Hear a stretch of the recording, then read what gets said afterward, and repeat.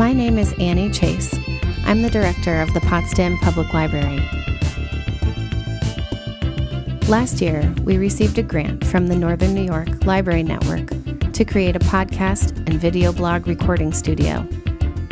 We wanted to get into podcasting for the library.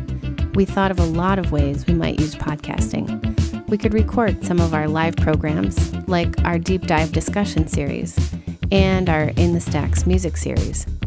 Interviews with librarians, patrons, and volunteers. Quick promo spots about library resources interwoven like ads. Audiobooks. We could read Eben Holden aloud in installments. Highlights from our annual report. A pledge drive. We were also thinking about how patrons might use the studio. Small business owners across the country are using podcasts to promote their businesses. Others are creating businesses based entirely on podcasting. If you're going to the trouble of making a podcast, it should sound good. Technically, you can record a podcast on a smartphone, but the quality of the recording isn't good enough. Nobody wants to sound like a hack, especially if this is representing your business. To achieve a professional recording, you need some equipment.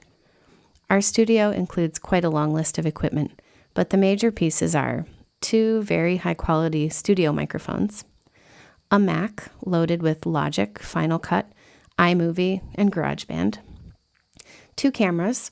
One is a DSLR, and one is a top-notch point-and-shoot. We also have access to professional quality lighting equipment through the St. Lawrence County Arts Council. Having the right equipment isn't enough, though. You have to know how to use it. That's where our consultant comes in.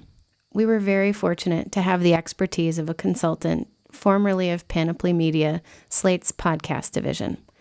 He has trained our staff and is offering ongoing training to patrons, from how to use the equipment all the way through to distribution. We've had a lot of interest in the studio among individual patrons, many of whom are college students, and community organizations like the North Country Children's Museum, which is using the studio for its after-school broadcast journalism program with NCPR. There's a SUNY Potsdam class that is requiring a podcast, so we hope to see some of those students. And of course, we've started our own podcast, which is called Bibliaudio. You can find it on iTunes or anywhere you subscribe to podcasts.